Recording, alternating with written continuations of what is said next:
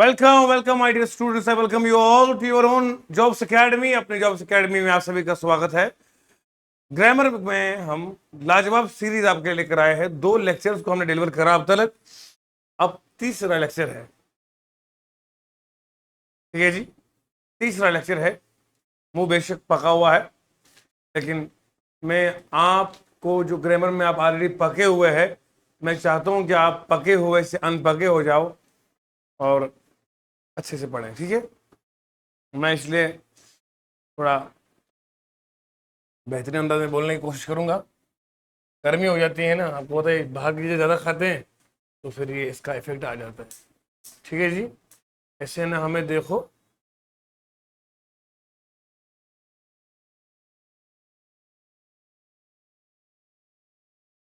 Grammar में lecture number 3 है और आज हम पढ़ेंगे सेंटेंस एंड इट्स टाइप्स।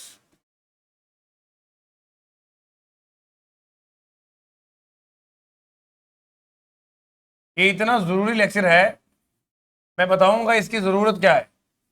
जैसे हम आगे पढ़ेंगे, टेंसेस पढ़ेंगे, आगे पढ़ेंगे हम नरेशन, आगे बढ़ेंगे वॉइसेस, उन सभी में इसकी बहुत ज्यादा इंपॉर्टेंस है, इसलिए हल्के मत लीजिएगा। आज के लेक्चर एंड तक जरूर देखिएगा। मैं आपके सामने JK, SSB, SSC, SSC, CHSL, MTS, GD, CGL के सवाल ले लूंगा, ताकि आपको प्रैक्टिकल बेस में सिखाऊंगा। जो हम पढ़ते हैं वो एग्जाम में छपता है। ठीक है जी, ध्यान से सुनेंगे जो मैं आपको समझाने लगा हूं। देखिए दोस्तों, सेंटेंस मैंने कहा था आपसे कि सेंटेंस होने के लिए 3 कंडीशन जरूरी है। कौन सा? Group of meaningful words, second complete sentence, third grammatically correct. अगर ये तीनों कंडीशंस अवेलेबल है तो मैं कह सकता हूं कि ये क्या है, ये सेंटेंस है। समझ में आ रहा है बेटा? लाइट आ चुकी है, ऑन कर सकते हैं आप फैन। आगे चलिए। Group of meaningful words, complete sentence और ग्रामेटिकली करेक्ट, तो बनता है सेंटेंस। पिछले लेक्चर में ये डिटेल से पढ़ाया। सेंटेंस की टाइप्स में नंबर 1 मैंने पढ़ाया था आपको असर्टिव सेंटेंस, सेकंड इंटरोगेटिव,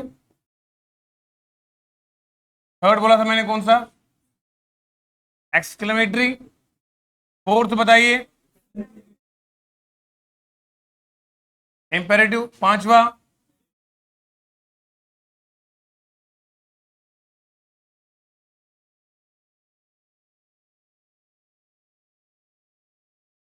हमने कहा सेंटेंस के 5 टाइप्स होते हैं और इन टाइप्स की जरूरत कहां पड़ेगी? टेंसेस में, नरेशन में और वॉइस में। असर्टिव सेंटेंस मैंने समझाया था, इसको बोलते हैं इंफॉर्मेशन बेस्ड सेंटेंस।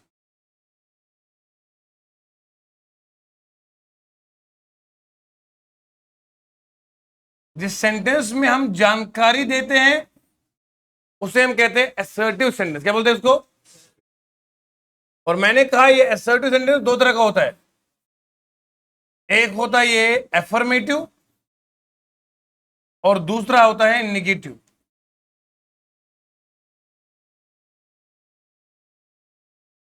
याद रहेगा? एक एफर्मेटिव होता है, दूसरा होता है नेगेटिव होता है। याद रहेगा? शाबाश। एफर्मेटिव मैंने कहा इसमें पॉजिटिव मीनिंग होती है और इसमें नेगेटिव होती है। इस नेगेटिव में आपको एक वर्ड मिलेगा जिसको बोलते हैं नॉट। इस नॉट को कहते हैं वर्ड ऑफ निगेशन। क्या कहते हैं? तो ये तो पूरा डिटेल से समझाया था पिछले लेक्चर में। आज जो हम पढ़ने लगे हैं उसका नाम है इंटरोगेटिव सेंटेंस। क्या बोलते हैं उसको? ध्यान सुनेंगे, मैं पूरी गहराई में आपको समझाऊंगा। इंटरोगेटिव सेंटेंस कहते हैं हम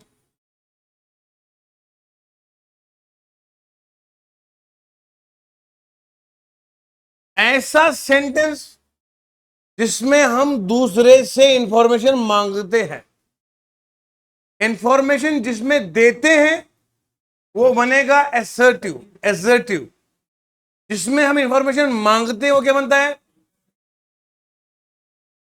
इसको बोलते हैं हम क्वेश्चन बेस्ड सेंटेंस।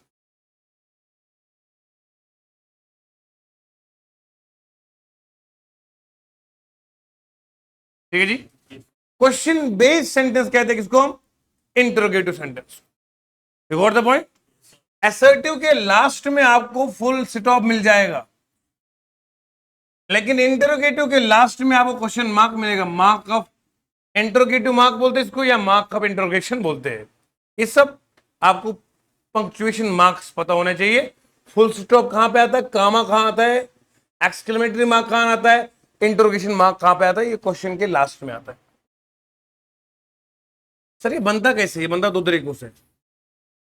एक बनता है ये ऑक्सिलरी वर्ब से,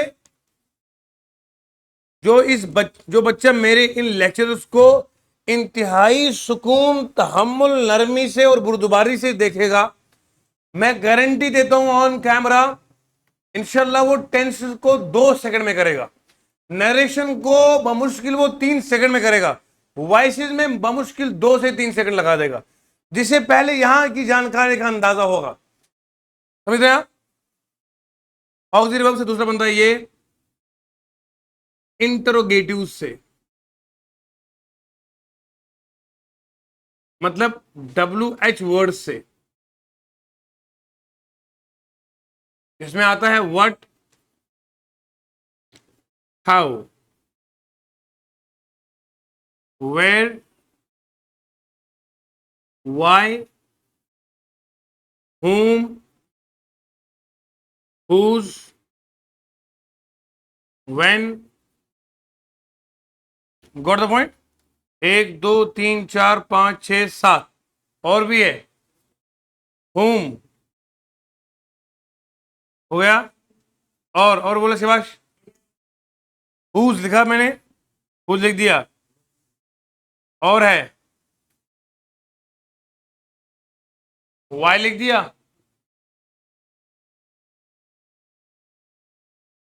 which, would नहीं which है बेटा। 1 2 3 4 5 6 7 और 8 और बोलो। हु लिखना है, हु नहीं लिखा हु। मेरी गिनती के मुताबिक 9 आने चाहिए। जब 9 मिलेंगे तो बनता है 1 2 3 4 5 6 7 8 और this all are called as WH words. इसमें हाउ को भी इंक्लूड किया जाता है। हाउ में बेशक WH नहीं लगा है, लेकिन WH कहीं ना कहीं मौजूद है। हाउ, H लास्ट में W। ओके, मंजिल से आगे बढ़कर मिल जाए तुझको दरिया। यूं तो शीशा टूट टूट जाता है पत्थर की, अरे पत्थर ही टूट जाए वो शीशा तलाश कर। एक सजदे से क्या हुआ, सदियां गुजर गई, दुनिया तेरी बदल दे वो सजदा तलाश कर। हर बारी झुकता है अपनी ख्वाहिशों के लिए, एक बार रब की रजा में झुक, तेरी कोई ख्वाहिश न रहेगी। तो बहरहाल इश्क और मस्ती के इस सफर में आगे बढ़ते हैं। इंटरोगेटिव्स बनते हैं इन WH वर्ड से, और ऑक्सिलरी में क्या होगा? ऑक्सिलरी में होगा हमारा is, am, are, was, were, do, does, did, has, have, had. ठीक है, वुड, कैन, कुड। हालांकि ये क्वेश्चन नहीं बनाते हैं, पर लास्ट में मार्क ऑफ इंटरोगेशन आता है। Would you choose this coffee और दिस टी, क्वेश्चन मार्क आएगा। और ये साथ भी जो है वो बनाते हैं आपके इंटरोगेटिव सेंटेंसेस। मैं पूरी जानकारी दे रहा हूं। ये ग्रामर साधारण ग्रामर नहीं है, मैं आपको प्रैक्टिकल ग्रामर सिखाऊंगा अभी सवाल ले लेके। जी, आप लिख लीजिए आराम से। आगे चलिए, आगे चलिए, तुम लोग बड़े जोकर हो यार। ऑक्सिलरी वर्ब्स हमारे पास is, am, are, was, were, has, have, had, do, does, did, could, can वगैरह, ये जो लास्ट मैंने लिख दी ये कौन से है? इन्हें कहते हैं मॉडल ऑक्सिलरी वर्ब्स।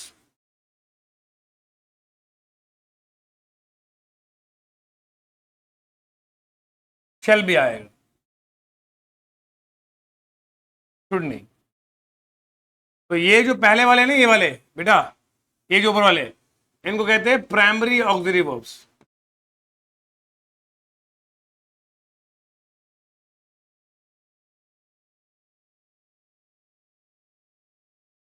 बिल्कुल गहराई से पढ़ेंगे, गहराई से। हमें पढ़ना क्या असल में, वर्ब ना। हम पता नहीं कहां चले गए अभी भी, देखो कैसे पलट के आएंगे। तो हमने कहा कि हमारा इंटरगेटिव सेंटेंस कैसे बनता है, या तो ये बनेगा ऑक्सिलरी वर्ब की मदद से, या तो बनेगा ये डब्ल्यूएच के वर्ड के मदद से। आओ मैं आपको प्रैक्टिकली समझाता हूं इंटरगेटिव वर्ड बनता कैसे है। आप लोग नोट कर दिए ना? नोट कीजिए जल्दी जल्दी।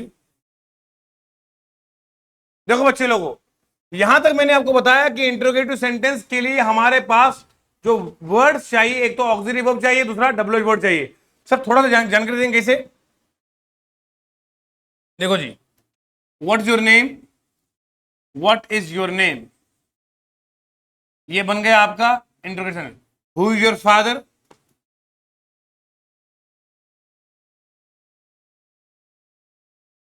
ये हो गया। Do you like me,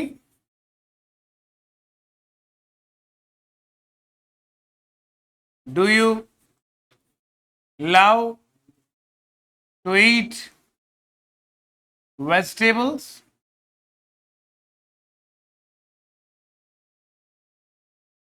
Okay, shall I go?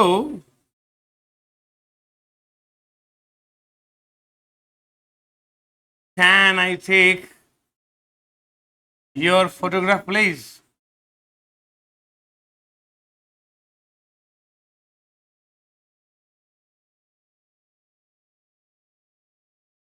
तो ये सारे जो हम आपके सामने बनाए हैं ये सेंटेंस है, क्या है? एक बच्चे ने कमेंट में लिखा था, सर आर्टिकल्स में स्वाद आया था। भैया ये मैंने शुरुआत से किया, तुम स्वाद मत देखो ना, क्वालिटी देखो। स्वाद क्या कोई आचार थोड़ी है, स्वाद आएगा। ये तो बेसिक है, तो पढ़ना ही पड़ेगा। ये नहीं तो फिर कुछ भी नहीं, गोजरी मतलब तो काख भी नहीं।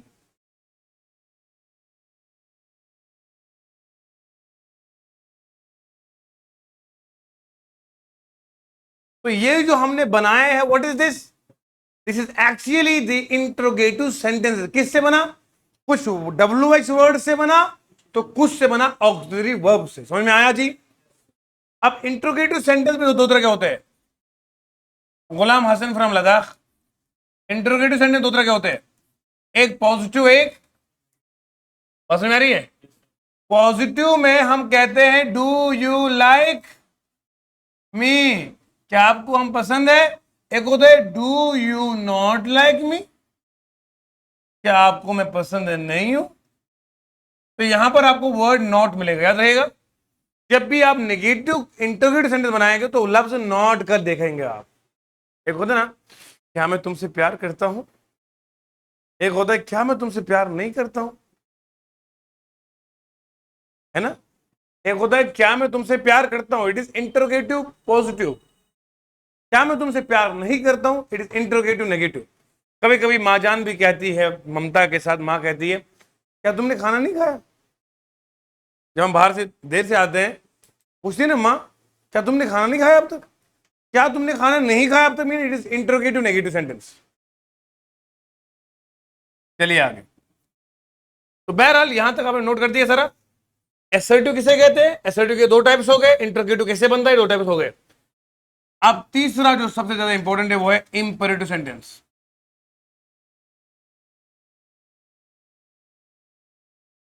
ये मैं समझाऊंगा आपको एक कहानी के जरिए से। चलो मैं आपको कहानी सुनाता हूं, रहने दो इस पढ़ाई को। हाँ, चलो कहानी सुनते हैं। आजकल लोग जो है बहुत तेज हो गए। इससे, इंटरनेट की दुनिया से। पहले सादगी का दौर होता था, पता नहीं था चीजों का ना। आज चूंकि नॉलेज का अंबार है, पॉजिटिव नॉलेज भी है और नेगेटिव भी है। अब बंदे का नसीब है कौन किस दलदल में चला जाएगा। अगर गंदे में गया तो दलदल में, अगर इधर गया तो नॉलेज के समुद्र में जाएगा, पॉजिटिव में। बहरहाल, जिस कदर आज फाइबर का दौर है, टेक्नोलॉजी है, तो रिश्ते भी उसी अंदाज से बनते हैं, टूटते भी इसी अंदाज से। अच्छा, आजकल रिश्ते कैसे बनते हैं? आप में से कोई बंदा मुझे कहेगा रिश्ते आजकल के दौर में, क्योंकि फाइबर का दौर है, आजकल बहुत ज्यादा फास्ट वे से रिश्ते बनते हैं। थोड़ा सा एक आपसे सुनना चाहूंगा, रिश्ते बनते कैसे आजकल। सबसे पहले शुरुआत कहां से होती है? स्टेप नंबर 1, नहीं, स्नैपचैट तक पहुंचने के लिए रास्ता क्या है? आईडी कैसे मिलती है स्नैपचैट वाली जी?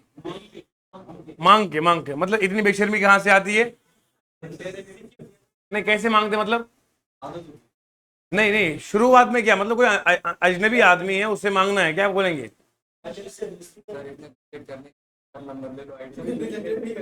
फिर कैसे लेते हैं आप नंबर? हाँ, मतलब निकाल लाते हैं। तो ये कैसे निकाल लाते हैं? ना सर, कैसे? इंटरनेट पे थोड़ी मिलेगा। हाँ, पहले दोस्ती करेंगे। दोस्ती का पहला स्टेप क्या है? नहीं, बातचीत से पहले क्या होता है? नोट्स। मुझे किसी ने कहा था, स्टूडेंट ने, सर हम आपको बताएंगे कि आजकल के दौर में ये सिलसिला शुरू कैसे होता है, ये जस्ट एक इंफॉर्मेशन के लिए। उन्होंने कहा सर पहले शुरुआत होती है इस नोट से, आप हमें नोट्स दे दीजिए। शुरुआत हो गई। फिर यहां से भी बटवा खुल गया, वहां से भी खुल जाता है। इतने में चू चू मिचू हो गया है। आईडी शेयर, और उसके बाद स्माइल है, क्या बात है। फिर आगे, फिर रिक्वेस्ट आता है, रिक्वेस्ट। रिक्वेस्ट के बाद दो पड़ाव आते हैं, कौन कौन सा बोलो? यहां तो एक्सेप्ट होगा, यहां किस्मत अगर अच्छी है रिजेक्ट हो गया तो कह रहे फिर भेजेंगे। अच्छा, फेक आईडी से तो अस्तगफिरुल्लाह, ऐसे लोगों से अल्लाह की पनाह है। मतलब ये आज का जो दौर समझा रहा हूं मैं आपको, इसको आप देखिए जाए, हंसते रहिएगा। पहले रिक्वेस्ट गई, फिर एक्सेप्ट, यहां अगर अच्छा बच्चा होगा तो रिजेक्ट हो गया, तो इसे सुधरना चाहिए कि ये आया दोबारा पढ़ने की ओर आएगा, लेकिन ये वापस। अच्छा, ये दोबारा से अप्रोच कर रहा है, अगेन अप्रोच कर रहा है, और जब इसे दोबारा से रिजेक्शन मिलता है तो अब ये जाता है, ये बेगैरत। दोनों साइड से हो सकता है बेटा, लड़का ये ना समझे कि सर मुझे कह रहे हैं, तो ये दोनों सिलसिला आज शुरू हो चुका है। हाँ, क्योंकि जिस दौर में आदमी की इज्जत भी लूटी जाएगी, तो वो आप खतर समझे से खतरनाक दौर है जी। होना भी नहीं चाहिए आपके साथ। अप्रोच के बाद रिजेक्ट हो गया, बोलो जी समझ में आ रहा है? उसके बाद दोबारा कोशिश की, अब ये बंदा स्टॉक कर रहा है, ये बंदी मान लो आप, दोनों के बारे में। लड़का ये ना समझे कि सर सर हम ही को बोल रहे हैं, क्योंकि आजकल के दौर में ये फर्क ही नहीं रहा, कौन किसके पीछे जाता है इसको कुछ कुछ नहीं बता सकते। ठीक है, ये दौर वो पुराना था, वो वो अंधेरे ही भले थे कि कदम राह पर थे, वो अंधेरे ही भले थे कि कदम राह पर थे। ये रोशनी, ये तरक्की, ये सो कॉल टेक्नोलॉजी हमें मंजिल से बहुत दूर ले गई। उसके बाद अब ये दोबारा वापस जा रहा है, दोबारा ये, या वो लड़की इसको दोबारा से अप्रोच कर रही। क्या हो रहा है? अब जब ये बंदा तंग आता है तो ये सबसे पहले इसके दोस्तों को बोलता है, या इससे पहले एक बड़ा आता है, जब ये बार बार कहता है नहीं मैंने कहा तुम मेरी, उसके अलावा कोई नहीं, किसी की नहीं हो सकती। ऑर्डर कमांड करता है लड़का, कहता नहीं मेरी हो तो बस मेरी, तेरी कैसी हो सकती है? तू बाप लगता है क्या? नहीं मामा लगता है क्या? भैया बाप को हक नहीं है, मां को हक नहीं है, एज पर लीगल ग्राउंड्स कि माँ बाप बच्चे को फोर्सफुली कहीं शादी, इवन तो हमारे इस्लाम में इसको अलाउ नहीं किया है। बच्ची को पूछा जाता है बार बार, बेटा आप राजी है या, इस्लाम का पर्सपेक्टिव है बेटा, बच्चे की रजा पूछनी चाहिए, थोपना नहीं है। तो तू कहां से बोलता है कि मेरी है? This is the main reason for acid attackers. उनके पास ये क्रूड मेंटेलिटी होती है, वो इतनी नालायक मेंटेलिटी रखते हैं, वो बोलते हैं नहीं मेरी है। तो ये किसने कहा तुम्हें? तो अल्लाह की अमानत है। ऑर्डर कमांड करने के बाद भी बंदा बाज नहीं आया, कहता नहीं हम तो दीवाने हैं, हमने इसी के लिए मरना है, हम तो तुम्हारे चरणों में दम तोड़ा निछावर करेंगे अपना आप। हाँ, मतलब पढ़ाई करनी थी, जा कहाँ रहा है? तो देखो आप, हमारा यहाँ करियर है, यहाँ सिलेबस है, एसएससी का सिलेबस है, जेकेएसपी का, जा कहाँ रहा है? सुनो, उसके बाद फाइनली फाइनली इसको किसी ने मशवरा कहा तुम प्रपोज कर लो। क्या करो? अरे बगैरत आदमी, अभी तक रिजेक्शन पे रिजेक्शन हो रहा है, तो गुलाब का फूल लेकर करने क्या आया? कोई शर्म होती है, कोई हया होती है, मगर तुमको क्या पता है वो क्या होती है। अच्छा, प्रपोज रिजेक्ट। अब जो आगे वाला बंदा है या लड़की है, तंग आ गए। फाइनली बंदा क्या करता है, इससे समझाता है, एडवाइस करता है, यहां सजेशन करता है। एडवाइस बड़ों के जरिए, सजेशन दोस्तों के जरिए, कि भैया बाज आ जाओ, हम इस मिजाज के नहीं है, हमें ये प्यार मोहब्बत जानू शुनू नहीं करना है, हमें पढ़ाई करनी है, हमें करियर बनाना है, फिर माँ बाप जहां अपनी मर्जी से करेंगे शादी वहीं कर लेंगे, हमने फालतू झंझट में पढ़ना, क्योंकि इसमें बर्बादी के सिवा कुछ भी नहीं है। उसके बाद ये बंदा फिर बाज नहीं आया, क्योंकि अब ये अलग लेवल पे गया ना। अब ये जिस लेवल पे गया वो इसका पागलपन है, यहां लड़की का पागलपन है ये, क्योंकि जिसको अपना करियर समझ में नहीं आएगा, बर्बादी उसे आबादी दिख जाए, वो तो अंधा ही है। टीचर अपनी आप जवानी तबाह करके आपको पढ़ाता है। आपसे मुराद, मैं आपकी बात नहीं कर रहा हूं, मैं जनरल कह रहा हूं। तो टीचर की पूरी दिन की 7-8 घंटे 9 घंटे हम पढ़ाते हैं, पढ़ाने का आउटपुट हमें क्या मिलता है? कि आज आपने किताबें यहां रख दी, कल को फिर यही देखोगे, घर में देखना नहीं। क्यों? फोन तुम रखो ना। नहीं नहीं नहीं, तुम रखो ना। आप समझ गए? हंसते मुस्कुराते आगे सीखो। एडवाइस के बाद रिजेक्शन। उसके बाद ये बंदा कहता है सीधे, अब वो जो लड़की है लड़का है, वो अब कहता है सुनो, मैंने आपको बड़ों के जरिए भी पैगाम पहुंचाया था, लेकिन आप सुधर नहीं गए, अब इसके बाद सीधे पुलिस कंप्लेंट होगी। यहां तो मैं आपको बता रहा हूं या बता रही हूं कि मुझे तंग नहीं करना जी। आदमी को अगर कोई लड़की हरास कर रही है, बार बोलेंगी भैया सुनो, अब तो पुलिस में जाऊंगा मैं, यहाँ पुलिस में नहीं तो करके बड़े मैं बोलूंगा कि भैया एक मैं इस तरफ का आदमी नहीं हूं। क्या लड़की बोलेगी मुझे क्यों बार बार आप तंग कर रहे हो? पढ़ने दो यार। इंसान को जब प्यार होता है तो दिल से होता है, नहीं पसंद है तो नहीं पसंद, बात खत्म। तो बंदे को लास्ट में क्या मिलता है? वार्निंग या कॉशन। क्या मिलता है? अब घर के बाप ने कहा है बेटे तूने तो मेरा नाम मिट्टी में मिला दिया, अब अगर तू फिर से गया इसी गली में तो यहां से फारखती मिलेगी तेरे नाम, यहां तो तुझे हम आग कर देंगे, लीगली अपनी प्रॉपर्टी से बेदखल करेंगे। आज भी अखबार देखिएगा, उस पर कहीं ना कहीं रोज ये कॉलम आता है फारगती का, लीगली डिसोन करने का। माँ बाप बाद में लिखित में दे देते कि ये हमारी औलाद ही नहीं है, मर गया। यहां वो लड़की जो अपने माँ बाप की इज्जत को बीच बाजार में लेकर आ जाए, उसको भी माँ बाप कहते हैं कि अब तो वही तुम्हारा सजन ही सब कुछ है, हमारे घर से तेरा कोई ताल्लुक। पढ़े लिखे बच्चे को सोचना चाहिए, हर लम्हा माँ बाप की इज्जत का ख्याल रखना चाहिए कि मैं कौन सा काम करूं, कौन सा, क्योंकि हम सभी का अपना एक परिवार है, एक फैमिली है और रिश्तेदार है, उन पर बात नहीं आनी चाहिए हमारे किसी भी एक्शन से। We all are the representatives of our society, our religion, our family. तो हमें हर काम सोच समझ करना चाहिए। अगर उल्टा कर दिया तो खानदान बदनाम, मोहल्ला बदनाम, इवन तो हमारे रिलीजन पे भी उंगलियां उठाएंगे कि यार ये कैसे लोग हैं। इसलिए सोच समझ काम करना चाहिए। आगे अगर ये बंदा बड़ा शाना होगा तो ये बात आएगा, लड़की अगर सियानी तो अब, लेकिन दिल में हसरत तो रहेगी ना, दिल में कसक तो रहेगी ना, विश डिजायर रहेगा। यहाँ तो समझ में आया? बोलो जी, यहाँ तो समझ में आया? अब मुझे बताओ, अगर इसके लास्ट में ये सब जितने साल बर्बादी में गुजर गए, अगर आखिर में, अगर पहले ही इसको देखो, पसंद आना ना आना गलत बात नहीं है, जिंदगी में कोई पसंद आ जाए ये बुरी बात, लेकिन उस पसंद तक पहुंचना किस रास्ते से है ये डिसाइड करना जरूरी है। हमें कोई पसंद आ गई है तो पहले अपने करियर पे ध्यान देंगे, कुछ बनेंगे, पेरेंट्स को बोलेंगे आप जाइए वहां पैगाम पहुंचाइए निकाह का, पेरेंट्स को भी अच्छा लगा तो बिस्मिल्लाह। लेकिन ये नहीं कि करियर का जनाजा निकल रहा है, हम गलियों में गुजर रहे, हम उनका रिचार्ज करा रहे हैं, ये नहीं।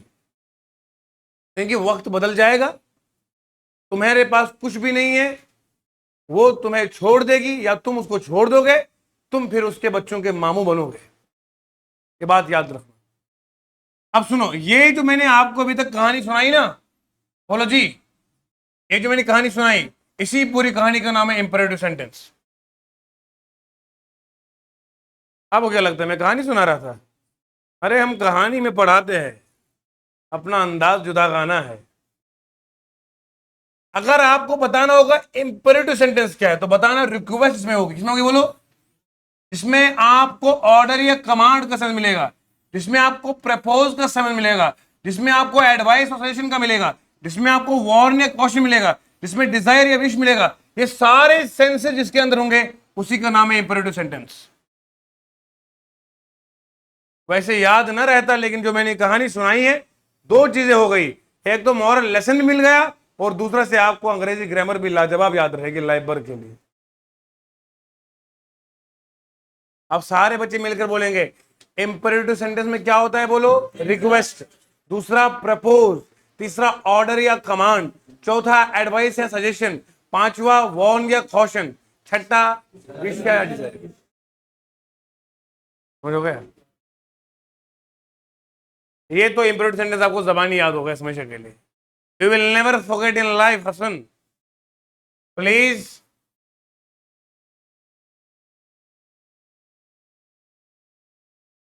ये सेंटेंस कौन सा है बोलो?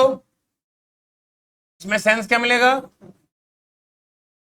तो क्या बनेगा ये बोलो?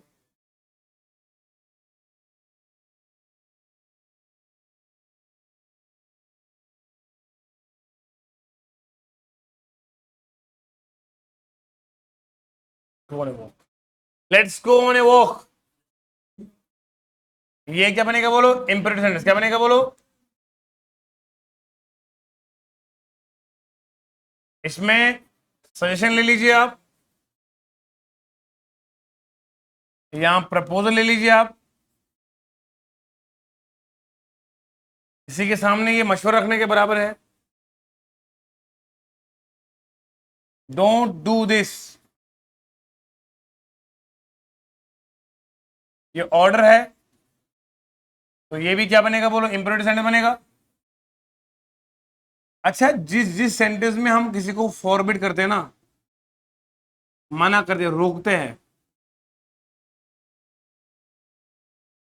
जिस सेंटेंस, जिस चीज में जिस बंदे को आप रोकोगे किसी काम करने से, उसे बोलते हैं फॉरबिड। क्या बोलते हैं? तो जहां रोकने की बात की जाए वो भी इंपेरेटिव सेंटेंस बनता है। जहां हम रोकेंगे वो भी क्या बनता है बेटा? इंपेरेटिव सेंटेंस बनता है। You got the point?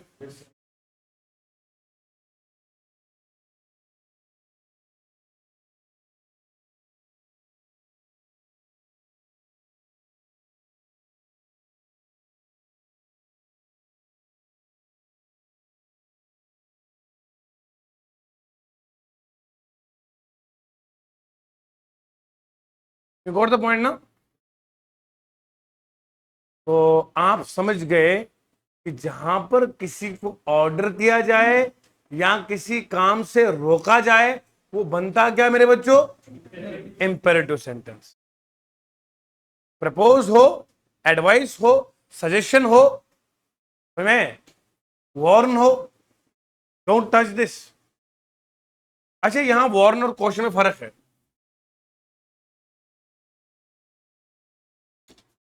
Warn और कॉशन में फर्क है ग्रामेटिकली। वार्न का मतलब होता है धमकी देना with a state of revenge. Warn मतलब होता है रिवेंज, कॉशन मतलब होता है जस्ट मेकिंग यू अवेयर, किसी को खबरदार करना कि यहां मत आना, लेकिन कोई बदला नहीं, कोई रिवेंज नहीं, कुछ भी नहीं, इट इज कॉशन। वार्निंग का मतलब होता है खबरदार करना और साथ में धमकी, अगर तुम हमारे खेत में आ गए तो, नहीं नहीं नहीं, अगर तुम हमारे खेत में आए तो हम तुम्हारे खेत में आएंगे।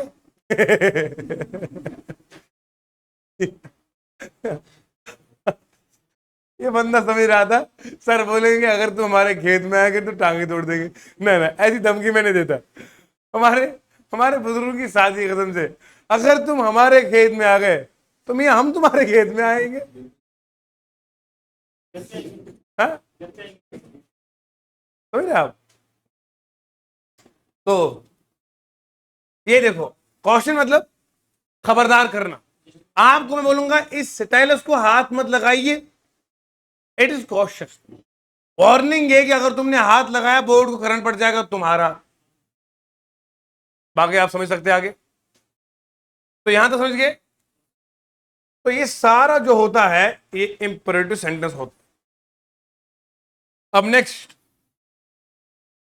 आएगा हमारा फोर्थ, आएगा एक्सक्लेमेटरी सेंटेंस। क्या आएगा बोलो?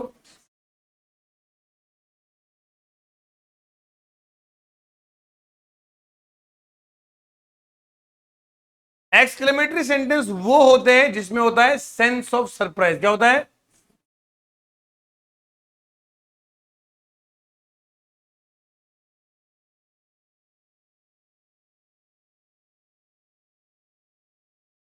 Sense of surprise.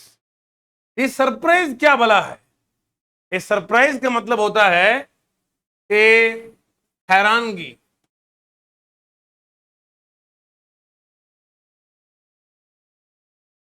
दीवानगी, परेशानी, खुशहाली। देखो, हैरान बंदा दो दो दो चीजों में होता है, यहां तो खुशी में, यहां तो गम में। जब ज्यादा खुशी मिल जाए तब भी दीवाना। 7 करोड़, देखा आपने? जब मतलब 7 करोड़ जीता, जिसने 7 रुपए नहीं देखे होते, वो इतना उछलता है अमिताभ बच्चन को भी डर लगता है कि मेरे को भी ना उठा दे, है ना? स्टेट ऑफ एक्साइटमेंट है, सरप्राइज, दीवानगी, परेशानी, खुशहाली।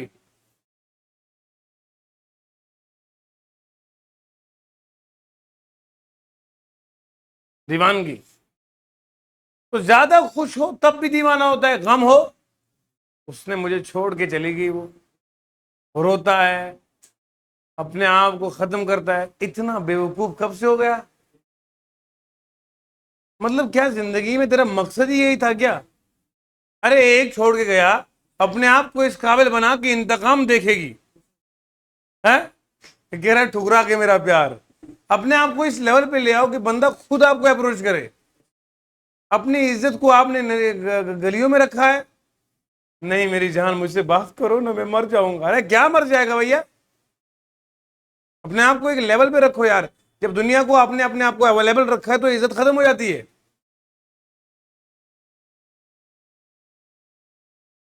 सुनो ध्यान से, तो सरप्राइज और दीवानगी है एक्सक्लेमेटरी से। अब सुनो,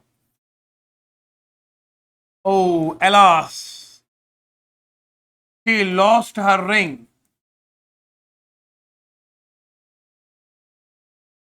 wow, I passed। ये एक्सक्लेमेटरी सेंटेंस बनते हैं दो दो चीजों से। एक तो बनते हैं एक्सक्लेमेटरी वर्ड से,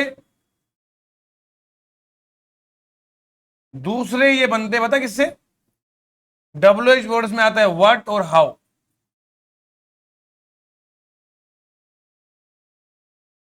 एक्सक्लेमेटरी सेंटेंसेस दो तरीकों से बनते हैं। एक तो बनते किससे? ये एक्सक्लेमेटरी वर्ड से, और दूसरा वर्ड हाउस से। एक्सक्लेमेटरी वर्ड्स में आता है वाओ, ब्रावो, एलास, हाँ, हुर्रा, ठीक है, ये सारे एक्सक्लेमेटरी वर्ड्स आते हैं। ओह,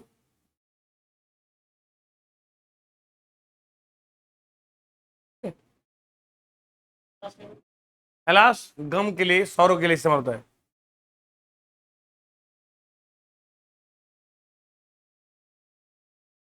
आप लोग समझ गए ना? बेसिक है ये, लेकिन बहुत जरूरी है जी। एक्सक्लेमेटरी वर्ड्स में इनको लिखो आप बेटा, exclamatory words.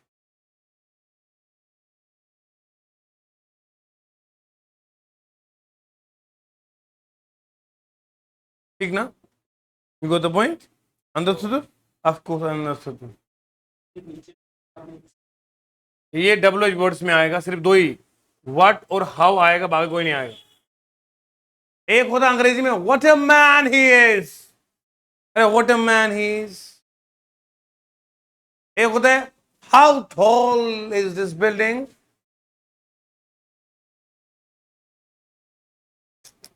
How old are you, ये क्वेश्चन है। क्वेश्चन और होता है, एक्सक्लेमेटरी सेंटेंस और होता है। आइए समझते हैं।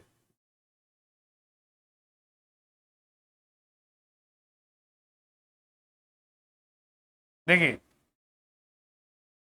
हम बात कर रहे हैं किसकी? Oh, hey hey hey hey हे,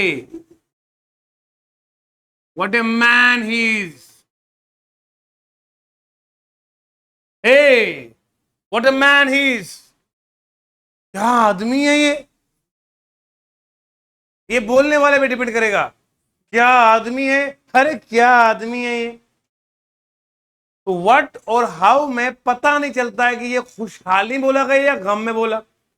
लेकिन अगर बोलूंगा wow what a man, wow wow, eh bro, wow he passed, wow मतलब खुशहाली में, it is joyful. Eh bro, alas, she left you. मैं how tall is he, how tall is he, oh कितना लंबा आदमी यार ये। हाउ स्मॉल ही इज, इतना टिंगा सा ये, है ना? समझ में आ रहा है? तो मगर एक चीज नसीहत बताऊंगा आपको, जिंदगी में कभी किसी का मजाक नहीं उड़ाना बेटा, क्योंकि पाँव फिसलने में लम्हा नहीं लगता है। हम बोलते हैं ना अक्सर में, ये लंबा है, वो टिंगा है, ये बदतमीजियां हैं, ये बोलना नहीं लाइफ में किसी को, क्योंकि क्या पता कब दिल से आह निकल जाए, कब बंदे का पाँव फिसल जाए, ये टिंगे से भी महा टिंगा हो जाए। उसा खुदा किसमें कोई भरोसा नहीं। तो इसीलिए बहुत संभाल के लफ्जों का इस्तेमाल करना चाहिए। अगर कोई बंदा खूबसूरत है, दूसरे को देख रहा है और मजाक उड़ा रहा है दिल में ही, यकीन जानिए इसके चेहरे मैंने उड़ते और उतरते हुए देखे हैं लाइफ में। अल्लाह से हमेशा माफी मांगनी चाहिए, बंदों का मजाक। आगे चलता हूं, सफर देखो आगे। तो यहां लिखा हाउ टॉल इज ही, देखो how, how is he tall, how is he tall is a question, how is he tall, वो टॉल हुआ कैसे। एक होता है अरे कितना लंबा है, कितना लंबा है, इट इज एक्सक्लेमेशन। एक होता है what is the time, what is the, एक होता है व्हाट टाइम इज दिस, एक होता है what is the time, it is the definition of time. Question पूछा जा रहा है कि बताओ टाइम का डिफिनेशन क्या है। एक होता है व्हाट इज द टाइम, अरे क्या टाइम हुआ यार, अभी भी काम पे लगाया हमको है, इट इज एक्सक्लेमेशन।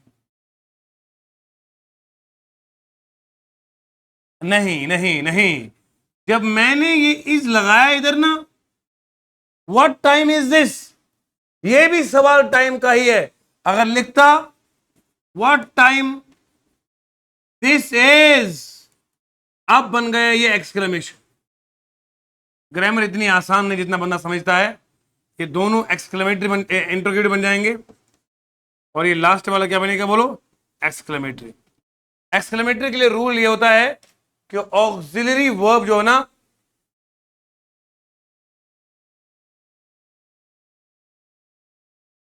बात सुनेंगे डिटेल्स के साथ, अब सुनना।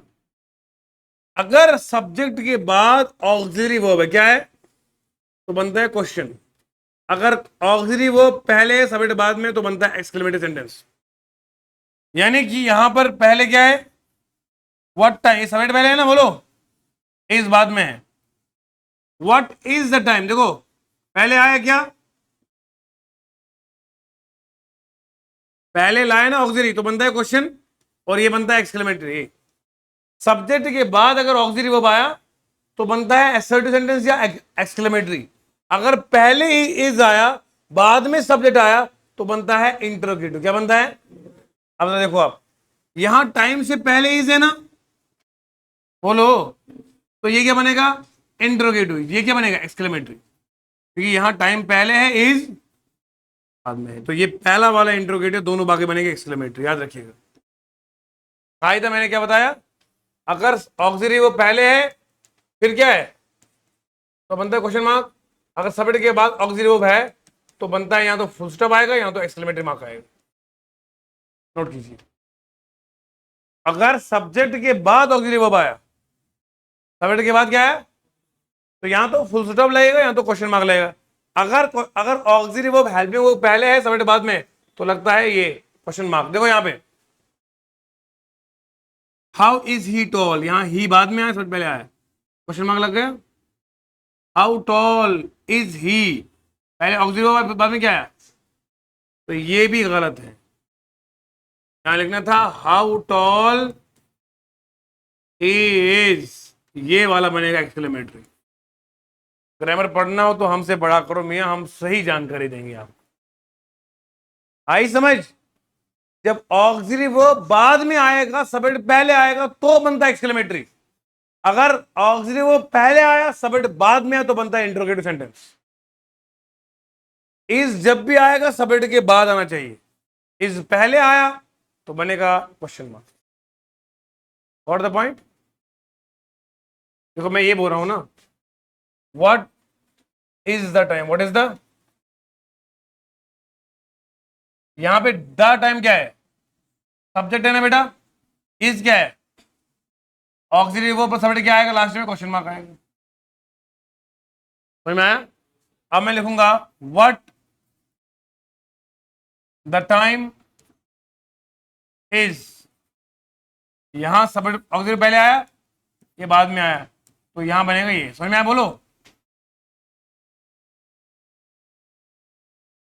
यहां बदला क्या, इज पहले था तो बना क्वेश्चन मार्क, इज बाद में आया तो क्या बनेगा, इंटरोगेटिव सेंटेंस। जगह का तब्दीली हुई। Got the point.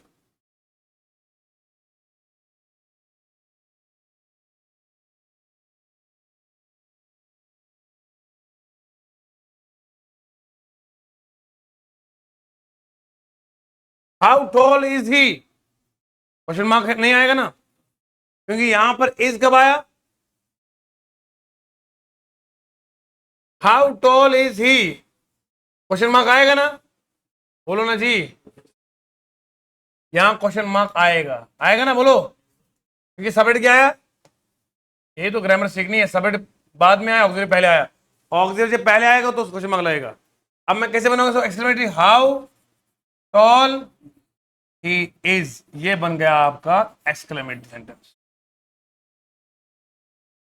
पूरे लाइफ याद रखना है।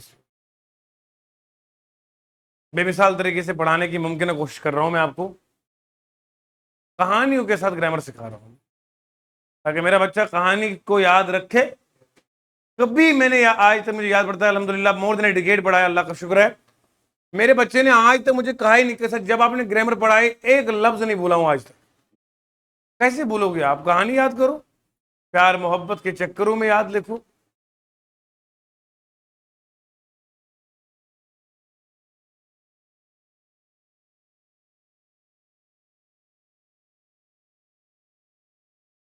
किस वास्ते लिखा है हथेली पे मेरा नाम, किस वास्ते लिखा है हथेली पे मेरा नाम, इतनी नफरतें हमसे तो मिटा क्यों नहीं देते, ये खत किसके लिए रखे हैं जला क्यों नहीं देते। हंसो, ये खत किस लिए रखे हैं जला, किस वास्ते लिखा है हथेली पे मेरा नाम, इतनी नफरतें हमसे तो मिटा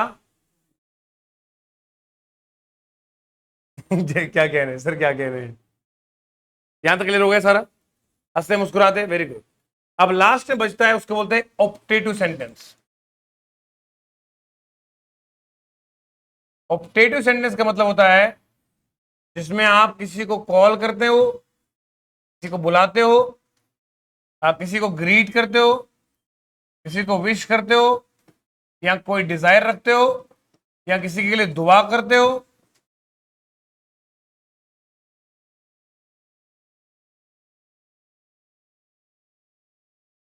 ऑप्टेटिव सेंटेंस मैंने क्या कहा, OPTATIV, optative. Call, greet, wish, desire, supplicate करना। बच्चे लोगों को कुछ लफ्ज याद रखे, एक है प्रे करना, वर्शिप, ब्लेसिंग और सप्लिकेट। सही जानकारी दे रहा हूं मैं आज आपको, ये कुछ कॉमन वर्ड्स है जो हम अक्सर जिंदगी में इस्तेमाल करते हैं।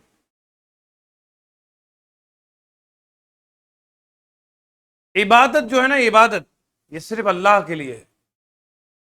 एज पर आवर बिलीफ, इबादत, worship is dedicated only to the almighty Allah अज़्ज़ व जल, not for any person.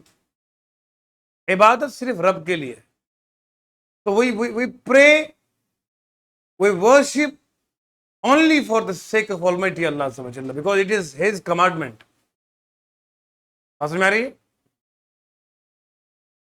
Pray और वर्शिप। कोई बंदा आपसे कहेगा let us pray for me, we don't pray for you. हम दुआ आपके लिए करेंगे लेकिन इबादत रब के लिए है। You got the point? हम बंदे के लिए इबादत नहीं करते, हम रब के लिए इबादत करते हैं। हम तुम्हारे वास्ते दुआ करेंगे। We pray 5 times a day, not for any person living on the world. We pray 5 times a day for only Almighty Allah Azza wa Jalla. तो प्रे वर्शिप जो है it is dedicated to the almighty Allah. समझ में आ रहा है? तो pray worship तो रब के लिए हो गया सारा। हमारे लिए क्या है? हमारे लिए रब की तरफ से ब्लेसिंग्स। अच्छा, हम किसी को ब्लेस नहीं कर सकते, जिसे अपनी अगली सांस की खबर नहीं, वो क्या ब्लेस करेगा? हम दुआ कर सकते हैं, हम रब से मांग सकते हैं तुम्हारे लिए भीख।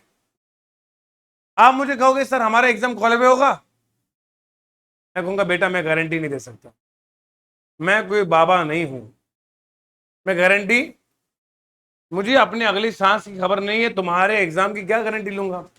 इतना जरूर है बेटा, आप मेहनत करो, मैं दुआ करूंगा, मैं रब के हुजूर मांगूंगा या अल्लाह मेरे इन बच्चों को कामयाब कर दे। समझ गए आप? दुआ करने को जो अंग्रेजी का वर्ड है वो है सप्लिकेट। क्या है? सप्लिकेशन बोलते हैं दुआ करने को। किसी के वास्ते दुआ करना, मांगना रब से, मगर for your betterment, it is called supplication. बोलते ना अल्लाह ब्लेस यू, रब आप पे रहम करे, have the mercy of almighty Allah on you. Blessing is from the almighty. We people can only pray for the almighty Allah so as he blesses upon you. Got the point? Okay. चाहे हम दुआ करें तो दुआ करने के लिए हम लगाते optative sentence, may almighty Allah fulfil your all desires. अच्छा, इंग्लिश का रूल है एक, you will live long, you will. Grammar कहती है ये जुमला ही गलत है। ये मैं अपने घर से बातें नहीं कर रहा हूं जो मैंने आपको ये सुनाया, ये मैं ग्रामर का करेक्ट बता रहा हूं। ग्रामर कहते हैं आपने लिखा यू विल बोला ये सेंटेंस गलत है। मैंने कहा क्यों? तुमने तो कहा फ्यूचर टेंस लगेगा तो सही है। कहा वो तो बात सही है लिखने में, लेकिन मैं नहीं मानता। मैंने कहा अंग्रेज बताओ क्यों? कहा ये तो डिटरमिन्ड सेंटेंस है, यानी कि इस बात में 100% श्योरिटी है। तू कैसे श्योरिटी देगा? तेरे तो अपने सांसों की पता नहीं। ग्रामर कहता है फ्यूचर प्रेडिक्शंस के लिए फ्यूचर सिंपल टेंस नहीं लगा सकते हो जिसमें आप किसी को दुआ दे रहे हो। When you give supplication or you seek blessing from the Almighty Allah, don't write future sentence. Always write the sentence in the modal auxiliary verb may. May you live long.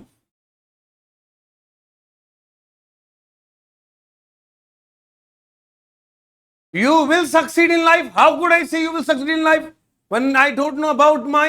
ये सितारे मेरी तकदीर की क्या खबर देंगे जो अपनी गर्दिश में आप घूमते हैं। समझ गए? तो you will live long.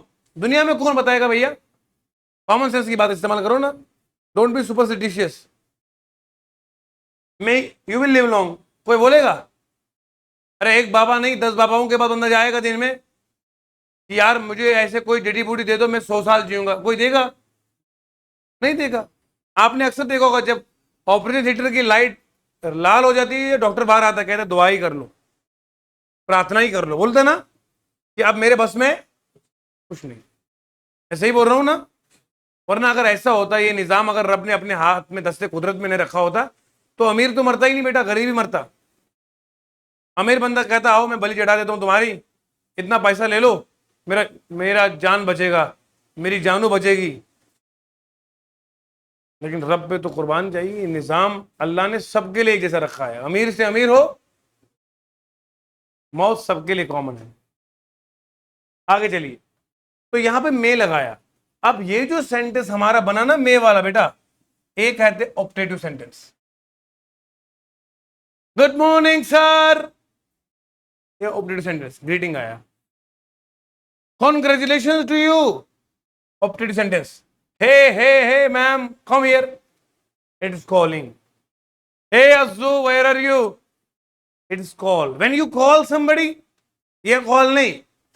When you call मतलब बुलाना, आवाज देना, तो it becomes optative sentence. दिल में तमन्ना है, लड्डू फूट रहे, विश, मैं चाहता हूं कि मैं बहुत अच्छा इंसान बनूं ताकि मैं समाज के लिए अच्छे अच्छे काम करूं, लोगों में प्यार मोहब्बत अमन की का तालीम देता रहूं, समाज के लिए इंस्टीट्यूशन खोलूं, गरीब बच्चों के लिए मैं ऑर्फन सेंटर खोलूं, गरीब और यतीम बच्चों की शादियां करूं, उनको हेल्प करूं। तो अगर इस तरह का ख्वाब आपका है तो लाजवाब आदमी आप है। तो ये जो डिजायर आपके दिल में है तो ये भी बनेगा optative sentence. You got the point? सारे सेंटेंस मैंने आपको सिखाए। सेंटेंस क्या होता समझा दिया, असर्टिव क्या, टाइप्स क्या, इंट्रोगेटिव टाइप्स क्या, और उसके अलावा इंपरेटिव क्या है, एक्सक्लेमेटरी क्या है, ऑप्टेटिव क्या है। मिलके बोलो एक आवाज में, समझ में आया सबको? वो मजा नहीं आया कि मेरा मुंह पका है फिर भी पड़ा है।